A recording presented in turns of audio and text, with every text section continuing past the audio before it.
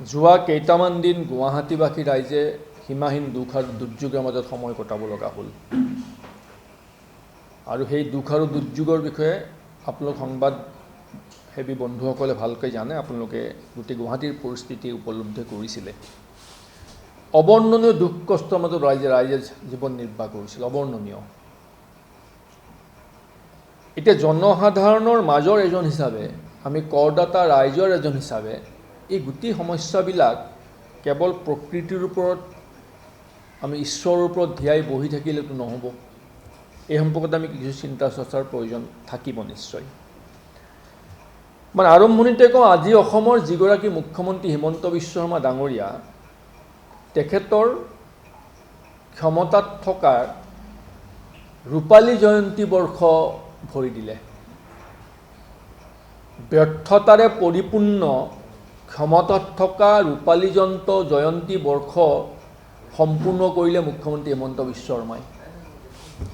স্বাধীনতাৰ পিছত অসমৰ কোনো ৰাজনৈতিক নেতা ধাৰাবাহিকভাৱে ২৫ বছৰ ক্ষমতাত থকা কোনো ৰাজনৈতিক নেতা নাই। স্বাধীনতাৰ পাছত ধাৰাবাহিকভাৱে ২৫ বছৰ, মানে ২৪ বছৰ আৰু কিছুদিনত ২৫ বছৰ হ'ব, ধাৰাবাহিকভাৱে ২৫ বছৰ ক্ষমতাত থকা মানুহজনে হ'ল মুখ্যমন্ত্ৰী হিমন্ত বিশ্ব শৰ্মা। এই ৪ বছৰ মুখ্যমন্ত্ৰী, তাৰ পূৰ্বতো ২০ বছৰ কাল অসমৰ আটাইতকৈ শক্তিশালী মন্ত্ৰী, শক্তিশালী নেতা আছিল হিমন্ত বিশ্ব শৰ্মা ডাঙৰীয়া। এটা খুব স্বাভাৱিক প্ৰশ্ন মই ভাবোঁ যে সাংবাদিক বন্ধুসকলে কৰা উচিত, সেই প্ৰশ্নটো আপোনালোকে মুখ্যমন্ত্ৰীকো কৰা উচিত, যে ২৫ বছৰ ধাৰাবাহিকভাৱে ক্ষমতাত থকাৰ পাছত ৰাজ্যখনত যদি কিবা ব্যৰ্থতা আছে, ৰাজ্যখনত যদি কিবা বিফলতা আছে, তাৰ বাবে নিশ্চিতভাৱে মুখ্যমন্ত্ৰী অন্ততঃ হিমন্ত বিশ্ব শৰ্মাই কাৰোবাৰ গালৈ দুখটো ঠেলি দিব নোৱাৰিব। কাৰণ ২৫ বছৰ সৰ্বক্ষমতাৰ অধিকাৰী শাসনত বহি থকা ব্যক্তিজনে সকলো ব্যৰ্থতা, সকলো বিফলতাৰ দায়িত্ব মূৰ পাতি ল'বই লাগিব। মই আপোনালোকক এটা ফ্লেশ্ববেক কৰি দিওঁ। অমিত শ্বাহ ডাঙৰীয়া, ভাৰতৰ কেন্দ্ৰীয় গৃহমন্ত্ৰী অমিত শ্বাহ ডাঙৰীয়াই নিৰ্বাচনৰ সময়ত অসমত বানপানী সম্পৰ্কত কি কৈছিল এবাৰ মই মনত পেলাই দিছোঁ। जिन्हें सैटेलाइट से पूरा सर्वे कर बाढ़ के पानी को बड़े बड़े सरोवर और तालाब में ट्रांसफर कर यहाँ सिंचाई की व्यवस्था कर यहाँ पर्यटन लाकर आसाम को बाढ़ मुक्त बनाने का एक प्रोग्राम खड़ा किया है, एक प्रोग्राम बना।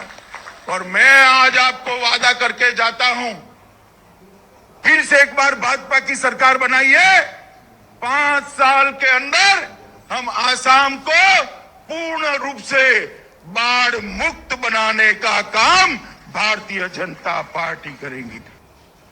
गृहमंत्री अमित शाह डाঙৰীয়াই তেখেতৰ নিৰ্বাচনী ভাষণত কৈছিল যে অসমক আমি অনুপ্ৰৱেশকাৰী মুক্ত ৰাজ্য কৰিলোঁ, অসমক আমি ভ্ৰষ্টাচাৰ মুক্ত ৰাজ্য কৰিলোঁ আৰু বহুত কিবা কিবি কৰিলে, আৰু এতিয়া তেওঁ বানমুক্ত অসম কৰিব।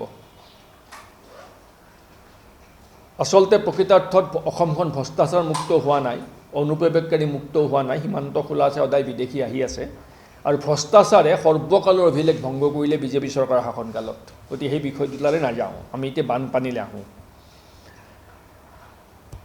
স্বাধীনতাৰ ইমান বছৰৰ পিছত, সুদীৰ্ঘকালৰ পাছত, য'ত সমগ্ৰ বিশ্বই বিজ্ঞান প্ৰযুক্তিৰে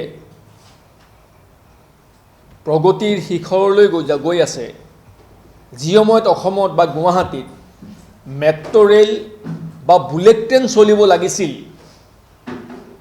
আৰু বুলেট ট্ৰেইন চলাচলৰ বাবে চৰকাৰৰ প্ৰতিশ্ৰুতিও আছিল, বুলেট ট্ৰেইন আৰু মেট্ৰ' ৰেলৰ পৰিৱৰ্তে গুৱাহাটীৰ প্ৰতিটো পথত নাও চলিল। এইটোৱে হিমন্ত বিশ্ব শৰ্মা ডাঙৰীয়াৰ বিজেপিৰ সফলতা। অসমৰ বা গুৱাহাটীবাসী ৰাইজৰ এই সীমাহীন দুৰ্যোগৰ কাৰণসমূহ বিশ্লেষণ কৰাৰ দায়িত্ব চৰকাৰৰ।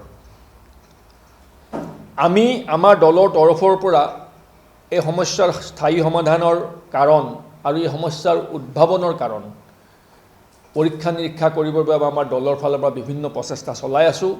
অতি কম দিনৰ ভিতৰত এই সম্পৰ্কত আমি আমাৰ চিন্তাধাৰা ব্যক্ত কৰিম যে কি কাৰণে সমস্যাটো উদ্ভৱ হৈছে আৰু কি ধৰণে সমস্যাৰ সমাধান কৰিব পৰা যায়। আৰু সেই গোটেই প্ৰক্ৰিয়াটোত আমাৰ দলৰ তৰফৰ পৰা পূৰ্ণ সহযোগিতা আমি আগবঢ়াবলৈ প্ৰতিশ্ৰুতিবদ্ধ, অংগীকাৰবদ্ধ, সেই কথাটো ঘোষণা কৰি ল'লোঁ। কিন্তু তাৰ প্ৰাকখনত অসম চৰকাৰৰ প্ৰতি আমাৰ কেইটামান নিশ্চিত প্ৰশ্ন নিশ্চয় থাকিব। সেই প্ৰশ্নসমূহৰ উত্তৰ আমি বিচাৰিছোঁ। আমি আশা ৰাখিছোঁ যে এই সম্পৰ্কত চৰকাৰে এখন শ্বেতপত্ৰ প্ৰকাশ কৰক। 2009 চনত জুলাই মাহৰ 9 তাৰিখ 2009 চনত গেজেট নটিফিকেশ্যন হৈছিল গুৱাহাটীৰ মাষ্টাৰ প্লেন 2025। আৰু সেই সময়ত চৰকাৰৰ মুখপাত্ৰ আছিল আজিৰ মুখ্যমন্ত্ৰী হিমন্ত বিশ্ব শৰ্মা ডাঙৰীয়া। তেখেতে নিজে ঘোষণা কৰিছিল। তেখেতৰ ঘোষণা অনুসৰি যে 2025 গুৱাহাটীৰ মাষ্টাৰ প্লেনখন গেজেট নটিফিকেশ্যন কৰা হ'ল, এডপ্ট কৰা হ'ল, আৰু এই মাষ্টাৰ প্লেনখন কাৰ্যকৰী কৰা হ'ব। অসমৰ গুৱাহাটীত আৰু কোনো সমস্যা নাথাকিব। 2009 চনত মুখ্যমন্ত্ৰী হিমন্ত বিশ্ব শৰ্মাই সেই সময়ত ৰাজ্য চৰকাৰৰ মুখপাত্ৰ হিচাপে কৰা ঘোষণাৰ পাছত আজি 2025 চনত সকলো সমস্যা সমাধান হোৱাৰ বিপৰীতে গুৱাহাটীৰ প্ৰতিটো ৰাজপথত নাও চলাব পৰা ব্যৱস্থা হিমন্ত বিশ্ব শৰ্মা ডাঙৰীয়াই কৰি দিলে। এই প্ৰেক্ষাপটত আমি কেইটামান কথা নিশ্চিতভাৱে চৰকাৰৰ পৰা জানিব বিচাৰিম যে স্মাৰ্ট চিটিৰ বাবে এতিয়ালৈকে কিমান টকাৰ আবণ্টন হ'ল আৰু সেই টকা কি কি কামত ব্যৱহাৰ কৰা হ'ল। Jawaharlal Nehru national urban renewal মিছনৰ আঁচনিৰ অধীনত JNNURM আঁচনিৰ অধীনত এতিয়ালৈকে কিমান টকাৰ আবণ্টন হৈছে, সেই টকাসমূহ ক'ত ক'ত ব্যয় কৰা হ'ল। জাপানৰ আন্তঃৰাষ্ট্ৰীয় সহযোগিতা সংস্থা জাইকাৰ পৰা কিমান টকাৰ আবণ্টন হৈছিল আৰু সেই টকা ক'ত ক'ত ব্যয় কৰা হ'ল। এছিয়ান ডেভেলপমেণ্ট বেংকৰ পৰা কিমান টকা আবণ্টন হৈছিল, সেই টকা কি কি কামত ব্যয় কৰা হ'ল। মিছন ফ্লাড ফ্ৰী গুৱাহাটী ভাৱে কিমান টকা ব্যয় কৰা হ'ল। ৱাটাৰ বডিৰ পুনৰুদ্ধাৰ ৰেষ্টৰেশ্যন অফ ৱাটাৰ বডিৰ আঁচনিৰ বাবে কিমান টকা ব্যয় কৰা হ'ল। ফ্লাড আৰ্লি ৱাৰ্ণিং ছিষ্টেমৰ বাবে কিমান টকা ব্যয় কৰা হ'ল। Major schemes of curb artificial ফ্লাডিঙৰ বাবে কিমান টকা ব্যয় কৰা হ'ল। ইনফ্ৰাষ্ট্ৰাকচাৰ এণ্ড পলিচি ইনিচিয়েটিভৰ অধীনত মাষ্টাৰ প্লেন অফ গুৱাহাটী 2025ৰ কি হ'ল আৰু তাত কিমান টকা ব্যয় কৰা হ'ল, কি কি আঁচনি গ্ৰহণ কৰা হৈছিল, কি কি আঁচনি ৰূপায়ণ কৰা হ'ল। এই ধৰণৰ বহু প্ৰশ্ন আছে। মুখ্যতঃ প্ৰশ্নকেইটা আমি হিমন্ত বিশ্ব শৰ্মা ডাঙৰীয়া ৰাজ্য চৰকাৰে জ্ঞাতাৰ্থে আগবঢ়ালোঁ আপোনালোকৰ জৰিয়তে। আমি আশা কৰিম এই প্ৰশ্নসমূহৰ উত্তৰ চৰকাৰে দিব আৰু চৰকাৰে এখন শ্বেতপত্ৰ প্ৰকাশ কৰিব যে সুদীৰ্ঘকাল গুৱাহাটী মহানগৰীৰ সমস্যাবোৰ সমাধান কৰাৰ বাবে কিমান টকা ব্যয় কৰা হ'ল, টকাৰ উৎস কি আৰু সেই টকাবোৰে কি কি কাম কৰা হ'ল, এই সম্পৰ্কে এখন শ্বেতপত্ৰ প্ৰকাশ কৰিবলৈ আজি আমি দাবী জনাইছোঁ।